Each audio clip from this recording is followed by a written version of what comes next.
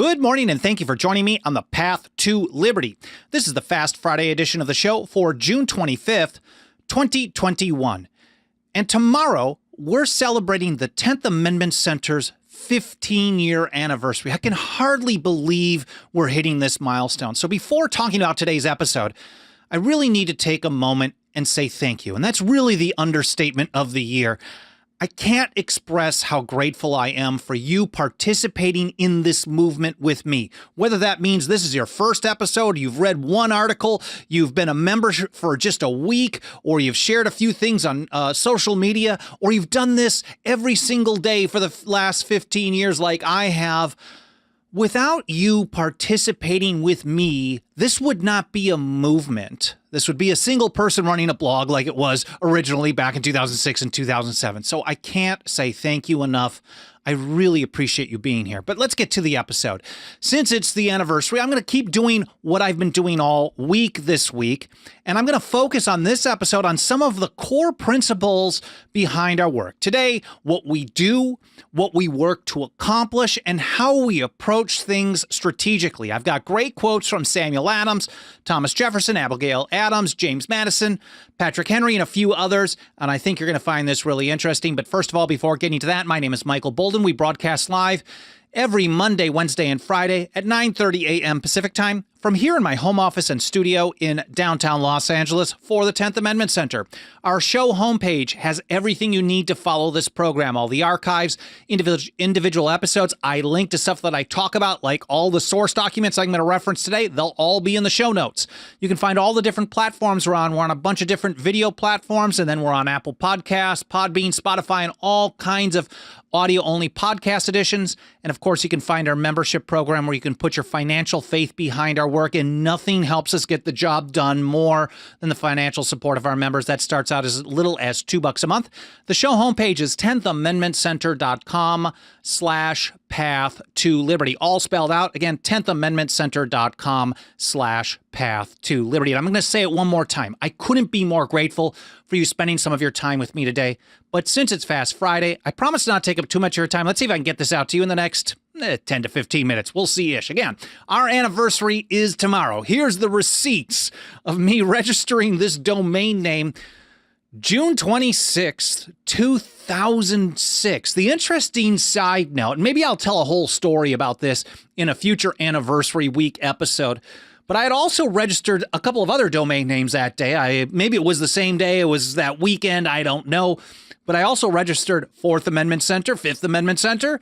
I had known about the First Amendment Center, and I started thinking to myself, there ought to be some other amendment centers. So I just started looking at domain names. I picked up those, started blogging, and I guess the rest is history. We've got some talking to do now. Anyways, I want to start out with Samuel Adams.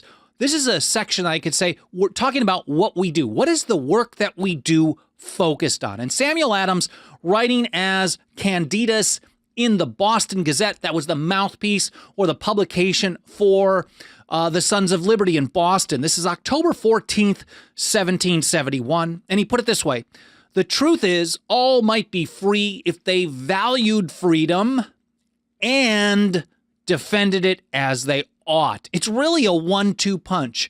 You can love liberty, you can love freedom all you want, but if you don't know how to defend it, it's not going anywhere.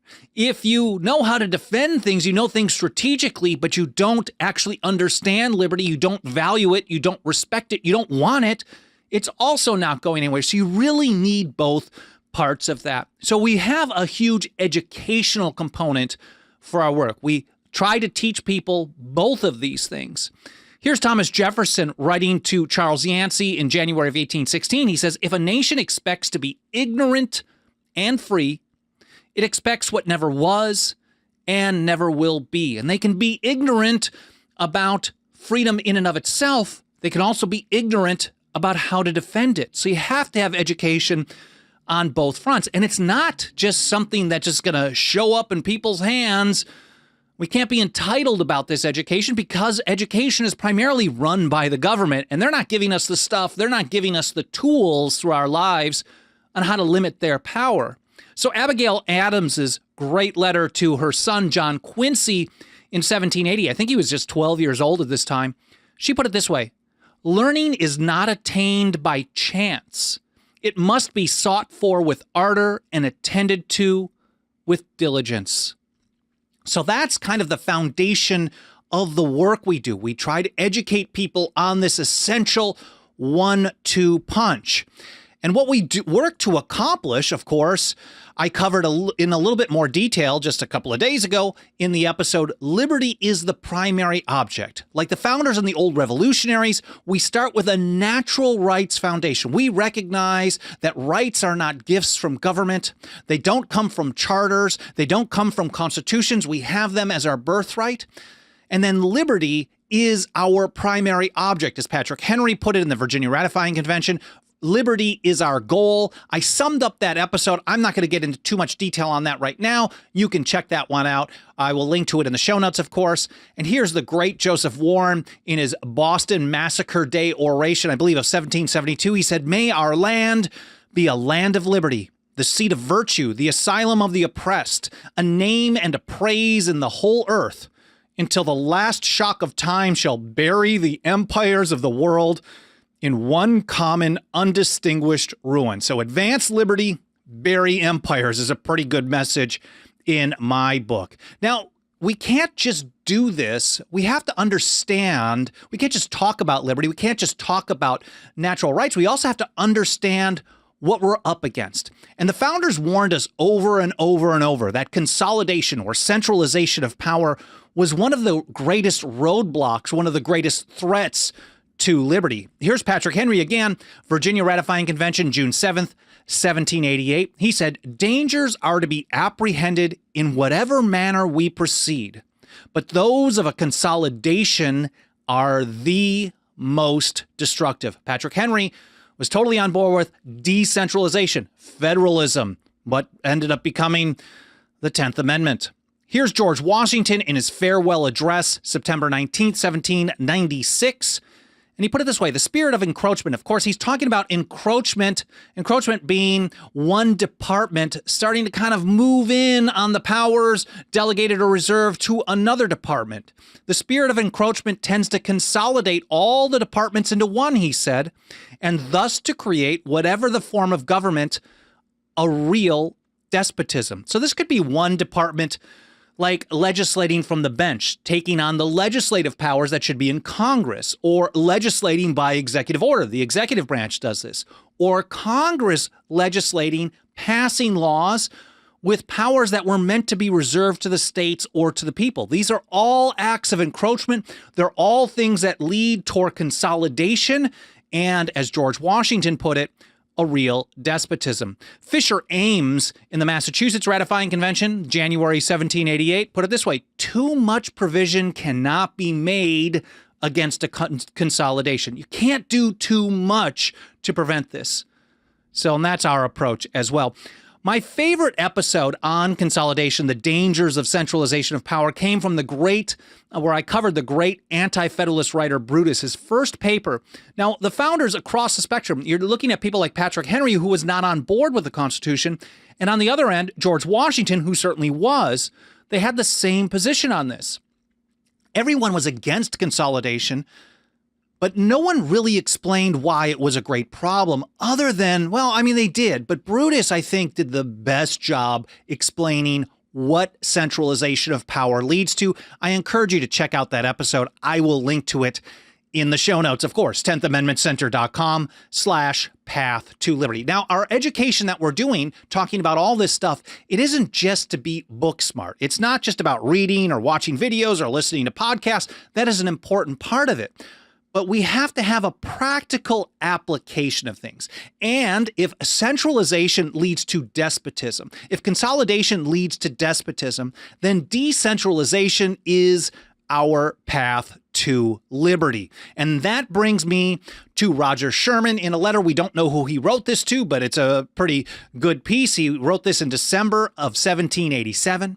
And he put it this way: all acts of the Congress not warranted by the Constitution would be void. So that's the philosophical part. If they try to exercise powers that weren't delegated to it, they are void. But something has to actually make it that way in practice, because we can wave the document in front of the politicians all we want. We can wave the Constitution in front of them all day long. And if they still want to go forward with what they want to do, they're going to keep trying to do it. But it does take a response. And Sherman put it this way: nor could they be enforced contrary to the sense of a majority of the states. This was a precursor to what James Madison, probably more famously, at least in our realm, famously advised in Federalist number 46, talking about how to deal with federal programs that are either just bad policy, delegated powers under the Constitution, but just bad administration. They do that.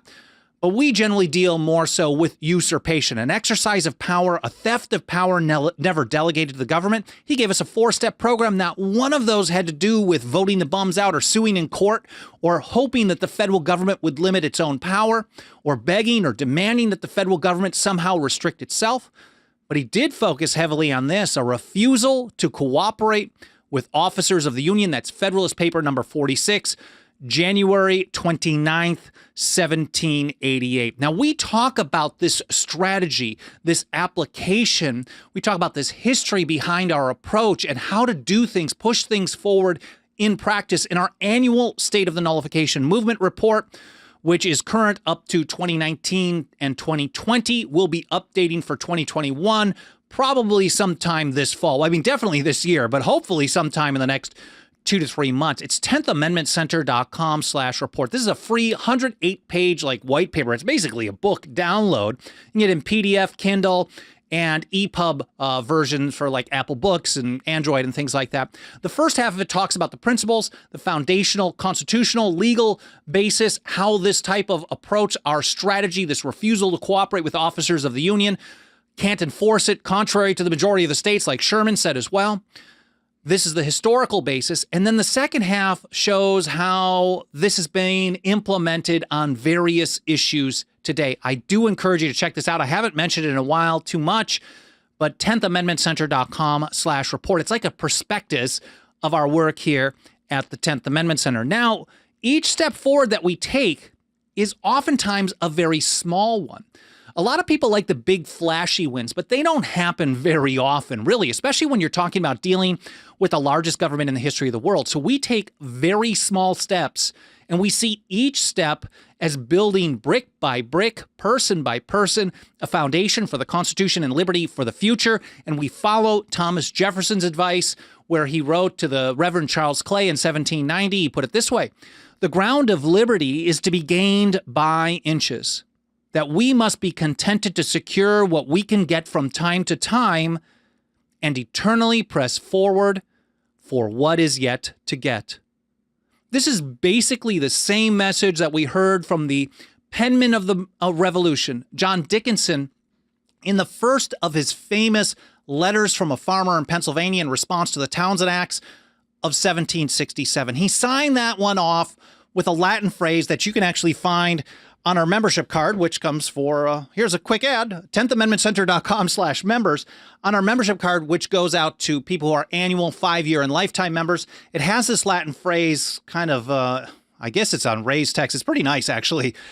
Concordia res parve crescunt. It means small things grow great by concord. It's basically the same concept that Jefferson is talking about, but they recognize, these old revolutionaries, these founders, these great thinkers and activists and leaders of liberty, they recognize that each small step forward can rally people to the cause and then generate enough momentum for another step forward and another and another and another. And again, John Dickinson's great phrase, Concordia res parve crescunt. And of course, each small step can't be seen as the final step. And I want to go back to Samuel Adams, again, in the Boston Gazette, October 14th, 1771. And he put it this way. And this is how we have to think about every step forward that we make. Every time we reach someone and educate them about the proper role of the government under the Constitution. Every time we reach them about the proper response to that. Every time we reach somebody about the nature of liberty, how to value freedom and defend it as they ought. He put it this way: instead of sitting down satisfied with the efforts we have already made, which is the wish of our enemies, the necessity of the times, more than ever, calls for our utmost circumspection, deliberation, fortitude, and perseverance. Let us remember that if we suffer tamely a lawless attack upon our liberty, we encourage it and involve others in our doom.